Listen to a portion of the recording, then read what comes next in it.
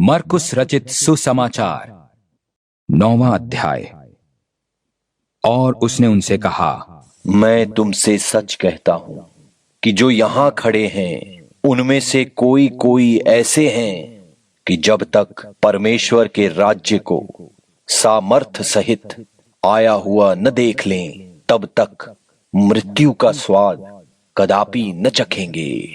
6 दिन के बाद यीशु ने पतरस, याकूब और यूहन्ना को साथ लिया और उन्हें एकांत में किसी ऊंचे पहाड़ पर ले गया और उनके सामने उसका रूप बदल गया और उसका वस्त्र ऐसा चमकने लगा और यहां तक अति उज्जवल हुआ कि पृथ्वी पर कोई भी धोबी वैसा उज्जवल नहीं कर सकता। और उन्हें मूसा के साथ एलिय्याह दिखाई दिया और वे यीशु के साथ बातें करते थे। इस पर पतरस ने यीशु से कहा, हे रब्बी, हमारा यहाँ रहना अच्छा है, इसलिए हम 3 मंडप बनाए, एक तेरे लिए, एक मूसा के लिए और एक एलिय्याह के लिए। क्योंकि वो नहीं जानता था कि क्या कहे, क्योंकि वे बहुत डर गए थे। तब एक बादल ने उन्हें छा लिया और उस बादल में से ये शब्द निकला, ये मेरा प्रिय पुत्र है, उसकी सुनो। तब उन्होंने एकाएक चारों ओर दृष्टि की और यीशु को छोड़ अपने साथ और किसी को न पाया। पहाड़ से उतरते हुए उसने उन्हें आज्ञा दी, जब तक मनुष्य का पुत्र मरे हुओं में से जी न उठे तब तक जो कुछ तुमने देखा है वो किसी से न कहना। उन्होंने इस बात को स्मरण रखा और आपस में वाद विवाद करने लगे। मरे हुओं में से जी उठने का क्या अर्थ है? और उन्होंने उससे पूछा, शास्त्री क्यों कहते हैं कि एलिय्याह का पहले आना अवश्य है? उसने उत्तर दिया, एलिय्याह सचमुच पहले आकर सब कुछ सुधारेगा, परंतु मनुष्य के पुत्र के विषय में ये क्यों लिखा है कि वो बहुत दुख उठाएगा और तुच्छ गिना जाएगा। परंतु मैं तुमसे कहता हूं, एलिय्याह तो आ चुका और जैसा उसके विषय में लिखा है उन्होंने जो कुछ चाहा उसके साथ किया। और जब वो चेलों के पास आया तो देखा कि उनके चारों ओर बड़ी भीड़ लगी है और शास्त्री उनके साथ विवाद कर रहे हैं। उसे देखते ही सब बहुत ही आश्चर्य करने लगे और उसकी ओर दौड़कर उसे नमस्कार किया। उसने उनसे पूछा, तुम इनसे क्या विवाद कर रहे हो? भीड़ में से एक ने उत्तर दिया, हे गुरु, मैं अपने पुत्र को जिसमें गूंगी आत्मा समाई है तेरे पास लाया था। जहां कहीं वो उसे पकड़ती है वहीं पटक देती। वो मुंह में फेन भर लाता और दांत पीसता और सूखता जाता है। मैंने तेरे चेलों से कहा कि वो उसे निकाल दे, परंतु वो निकाल न सके। ये सुनकर उसने उत्तर में उनसे कहा, हे अविश्वासी लोगों, मैं कब तक तुम्हारे साथ रहूंगा और कब तक तुम्हारी सहूंगा? उसे मेरे पास लाओ। तब वे उसे उसके पास ले आए और जब उसने उसे देखा तो उस आत्मा ने तुरंत उसे मरोड़ा और वो भूमि पर गिरा और मुंह से फेन बहाते हुए लौटने लगा। उसने उसके पिता से पूछा, इसकी ये दशा कब से है? उसने कहा, बचपन से।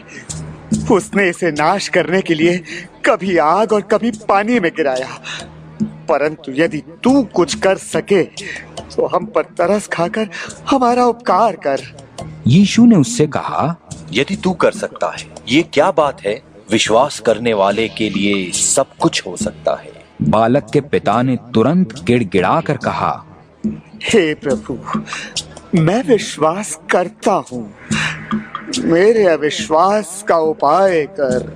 जब यीशु ने देखा कि लोग दौड़कर भीड़ लगा रहे हैं तो उसने अशुद्ध आत्मा को ये कहकर डांटा, हे गूंगी और बहरी आत्मा, मैं तुझे आज्ञा देता हूँ, उसमें से निकल आ और उसमें फिर कभी प्रवेश न कर।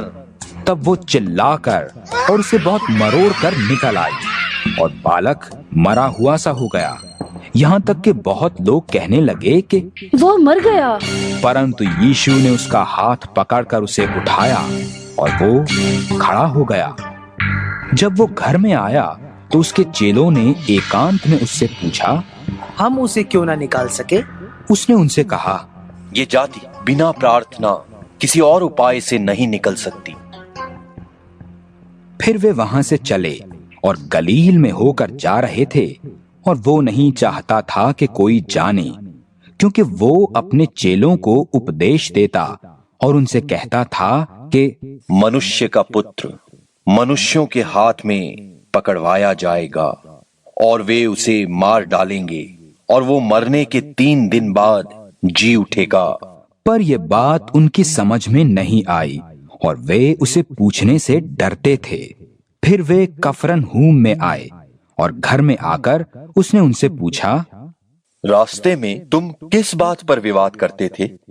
वे चुप रहे, क्योंकि मार्ग में उन्होंने आपस में ये वाद विवाद किया था कि उनमें बड़ा कौन है।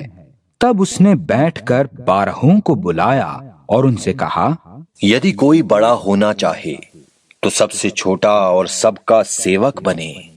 और उसने एक बालक को लेकर उनके बीच में खड़ा किया और उसे गोद में लेकर उनसे कहा, जो कोई मेरे नाम से ऐसे बालकों में से किसी एक को भी ग्रहण करता है वो मुझे ग्रहण करता है, और जो कोई मुझे ग्रहण करता है वो मुझे नहीं वरन मेरे भेजने वाले को ग्रहण करता है। तब यूहन्ना ने उससे कहा, हे गुरु, हमने एक मनुष्य को तेरे नाम से दुष्ट आत्माओं को निकालते देखा और हम उसे मना करने लगे, क्योंकि वो हमारे पीछे नहीं हो लेता था। यीशु ने कहा, उसको मत मना करो, क्योंकि ऐसा कोई नहीं जो मेरे नाम से सामर्थ का काम करे और जल्दी से मुझे बुरा कह सके, क्योंकि जो हमारे विरोध में नहीं वो हमारी ओर है। जो कोई एक कटोरा पानी तुम्हें इसलिए पिलाए कि तुम मसीह के हो, तो मैं तुमसे सच कहता हूं कि वो अपना प्रतिफल किसी रीति से न खोएगा। पर जो कोई छोटों में से जो मुझ पर विश्वास करते हैं किसी को ठोकर खिलाए, तो उसके लिए भला ये है कि एक बड़ी चक्की का पाट उसके गले में लटकाया जाए और वो समुद्र में डाल दिया जाए। यदि तेरा हाथ तुझे ठोकर खिलाए तो उसे काट डाल। टुंडा होकर जीवन में प्रवेश करना तेरे लिए इससे भला है कि 2 हाथ रहते हुए नरक के बीच उस आग में डाला जाए जो कभी बुझने की नहीं। और यदि तेरा पांव तुझे ठोकर खिलाए तो उसे काट डाल। लंगड़ा होकर जीवन में प्रवेश करना तेरे लिए इससे भला है कि 2 पांव रहते हुए नरक में डाला जाए। और यदि तेरी आंख तुझे ठोकर खिलाए तो उसे निकाल डाल। काना होकर परमेश्वर के राज्य में प्रवेश करना तेरे लिए इससे भला है कि 2 आंख रहते हुए तू नरक में डाला जाए, जहां उनका कीड़ा नहीं मरता और आग नहीं बुझती, क्योंकि हर एक जन आग से नमकीन किया जाएगा। नमक अच्छा है, पर यदि नमक की नमकीनी जाती रहे तो उसे किससे स्वादित करोगे?